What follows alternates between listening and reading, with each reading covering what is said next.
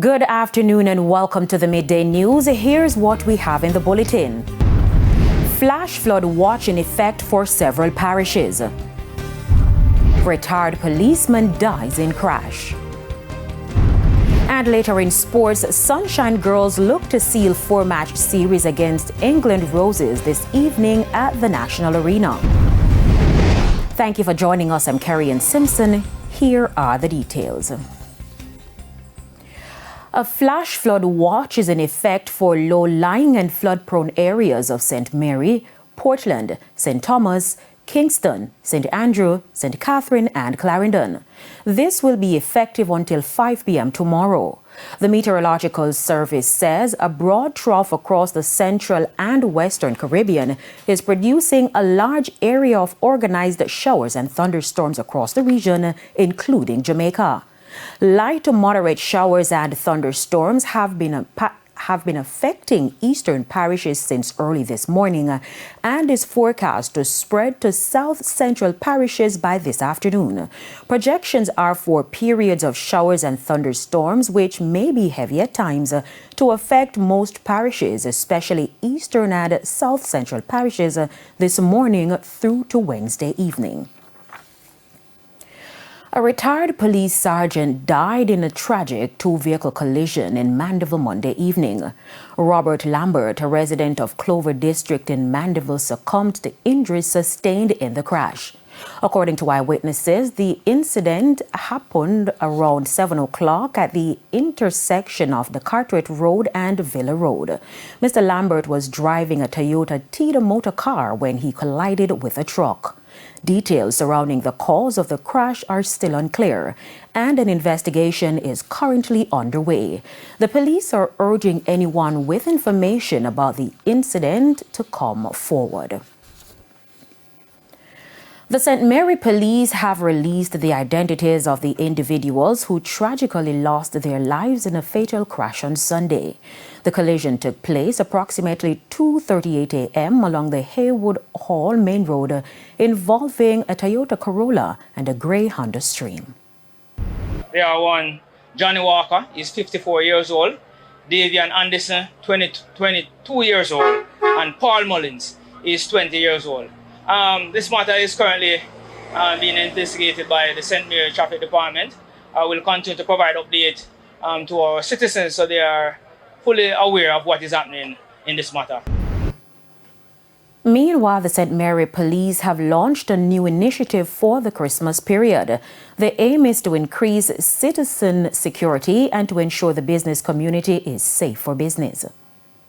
We had a major town sweep here as we try to ensure that the environment is safe for business and for our shoppers to feel safe to carry out their shopping in an environment that is conducive to what we expect and what they would expect from us as well. It was a major success. We had a number of our stakeholders on board, and we would consider that it went well, and we'll continue this type of operation as we move forward. Prime Minister Andrew Holness and Police Commissioner Dr. Kevin Blake this morning visited the scene of last night's mass shooting on Waltham Park Road.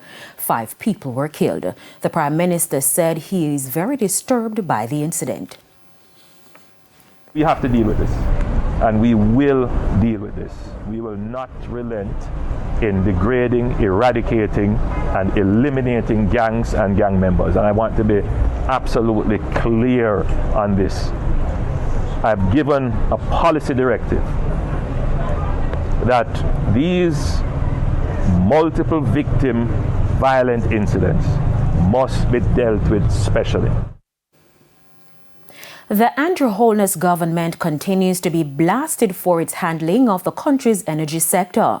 And despite announcing a GCT reduction on JPS bills from 15% to 7%, the opposition says that will not be enough to ease the burden of the citizens.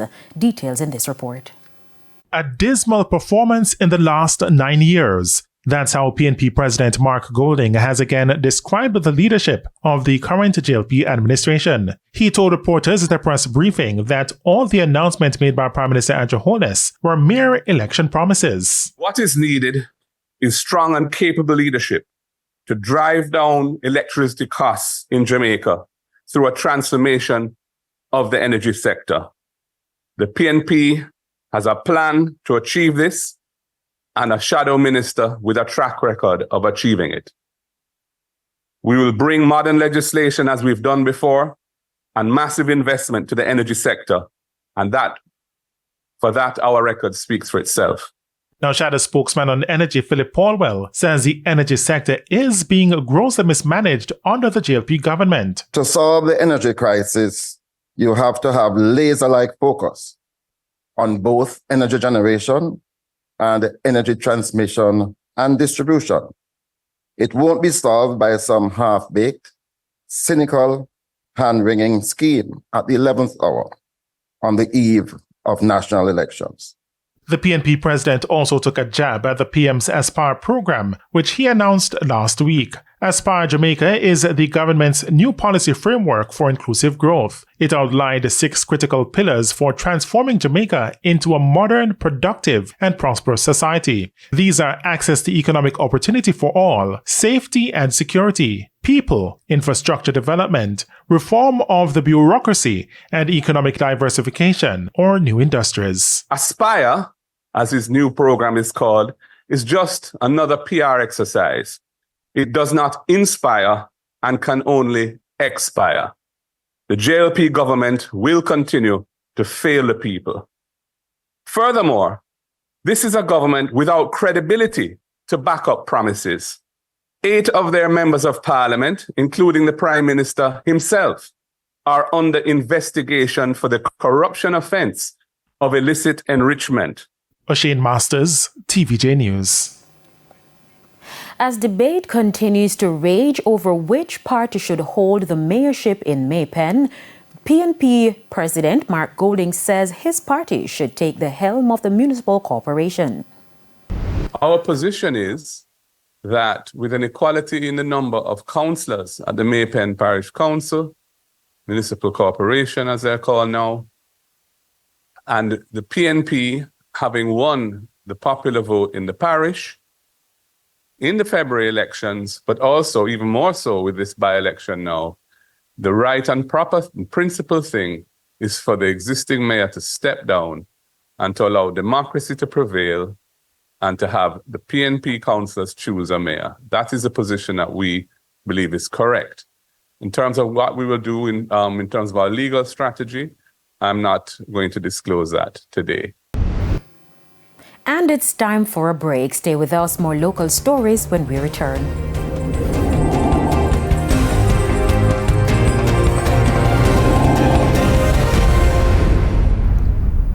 Welcome back to the Midday News.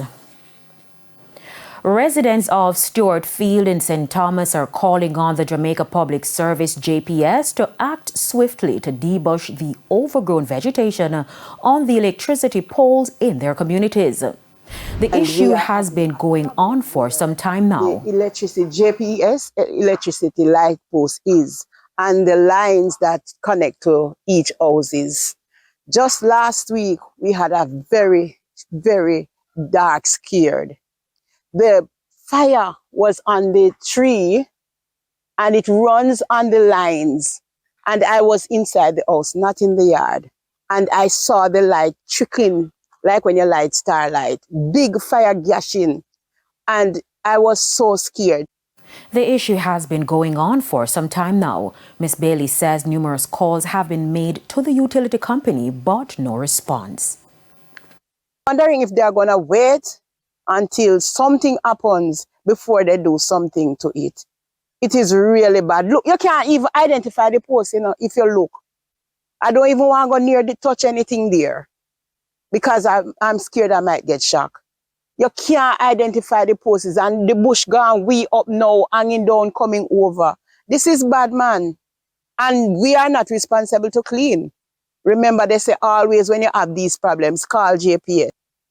When contacted, JPS Director of Corporate Communications, Winsome Callum, says the matter was only brought to her attention yesterday. She says a team was dispatched and the issue has since been resolved. Councillor for the Treadways Division, Sydney Rose, is warning the St. Catherine Municipal Corporation to be more careful when approving road infrastructure and developments. Speaking at a recent Physical Planning and Environmental Committee meeting, Councillor Rose highlighted the Spanish Town to Linstead Main Road, noting there is no turning lane. He says with a popular food establishment to be built in the vicinity of Angels, he foresees challenges. Based on my observation, I would have called the Planning and Research Department of the National Works Agency, would have confirmed that there are some challenges there. And they are coming to look at how best to treat with that matter on Friday. Mr. Chairman, we might not be engineers here, but the road code teaches us how to treat with different lanes on our road. It is why he is suggesting joint site visits before approval is granted. As councillors, I think we need to go because some of us have some technical competence. And there can be some justified oversight, because I think that was an oversight. For you, Mr. Chairman, you're correct. There needs to be a filter lane for who is coming from Angels to Linstead. Exactly. So that when you're accessing the site, it doesn't cause any infringement in traffic per se, or any vehicular accident. You're correct. And there's a similar situation by Sagility, which there needs to be a slip road coming from the direction of Spanish Town. There needs to be a slip road. Motorists who use the Chapleton Main Road in Clarendon have been told to expect action on the collapsed section of the road in the vicinity of Rosebanks in the coming weeks. As you'll hear in this report from Dwayne Anderson, short-term and long-term measures are being explored. Like a video game character trying to cross a hurdle to reach a next level, but only it is real life. This motorist maneuvered his vehicle into all positions to try and navigate a piece of the Chapleton Main Road that has sunk. After several attempts, he did it. The damaged road is in the North Central Clarendon constituency, represented by Works Minister Robert Morgan. The National Works Agency Technical Services team has visited the area. They have put up some barriers, some signals there to keep the public safe. I've discussed with the head of the entity a solution. They're going to implement a temporary solution. I think it has something to do with injecting concrete into the base to stabilize it. And then afterwards, they're going to do a serious excavation of it. And they're going to have to figure out how to stop that section from collapsing any further. No set time for when the fix will come, so motorists in the meantime are encouraged to drive with care in the area. There's a procurement process. We have to go through the procurement process. We might think it's an emergency, but based on the definition of emergency in the procurement rules, this wouldn't constitute an emergency, so we have to do it in a particular way, and it will take a couple of weeks. Incidentally, the area is one of the very few damaged areas on this stretch of road from Longsville to Chapleton. Beyond Chapleton and further north, though, the paths called roads are more suitable for donkeys, at least two of which we saw using the road while in the area on Friday. Karen Carty is the PNP's representative for the Frankfield Division, an area with some of those very bad roads. The infrastructure, since we have the new two MPs from the opposition, the government side, I don't see any road maintenance ever since they were elected, both from North Clarendon and North West Clarendon. It has been the worst I've ever seen. The government has indicated the road repair programs will resume and were only halted due to heavy rains linked to the recent weather systems. Dwayne Anderson, TVJ News. It's now time for the Business Minute. Jamaica Producers Group earned consolidated net profit of $261 million for the third quarter ended September 30. This was a reduction of 47% relative to the prior year result. The result was, however, affected by unfavorable market conditions impacting Pan Jamaica Group's financial services division and unrealized losses on non-core investments held by the corporate division of Pan Jamaica Group. Further afield, President-elect Donald Trump says some countries will see major tariff hikes in the new year. In a statement on Truth Social, Mr. Trump said one of the first executive orders he will sign on his first official day, which is January 20, will be to put a 25% tariff on all products coming in from Mexico and Canada. Mr. Trump says that those tariffs will remain in place until the two border nations control illegal immigration and drugs into the U.S. The president-elect is also targeting China. For the Business Minute, I'm Shane Masters. Time now for the top regional and international stories. In the region, health officials in Trinidad and Tobago are sounding the alarm over the rate of diabetes in children. The increasing prevalence of type 2 diabetes traditionally found in adults is said to be of grave concern. The Diabetes Association of Trinidad and Tobago says type 2 diabetes is appearing in children due to the rising rates of obesity, low activity levels, and poor eating habits. On the international scene, a spokesman for Prime Minister Benjamin Netanyahu says the Israeli cabinet looks set to approve a ceasefire deal in Lebanon later Tuesday. It's a move that could potentially end the war that has killed thousands. Netanyahu had approved the plan in principle, a source familiar with the matter told CNN on Monday, adding that the Prime Minister signaled his potential approval for the deal with Hezbollah during a security consultation with Israeli officials Sunday night. And protesters demanding the release of former Prime Minister Imran Khan have begun to arrive at the heart of Pakistan's barricade capital, Islamabad. They are being tear-gassed by armed forces as they make their way to Democracy Square, which is close to key government buildings. Khan is serving a 3-year jail term for corruption, a charge he denies. And those were the top regional and international stories. I'm Raquel Porto. Thanks, Raquel, and we head to another break. When we come back, we'll have your midday sports report.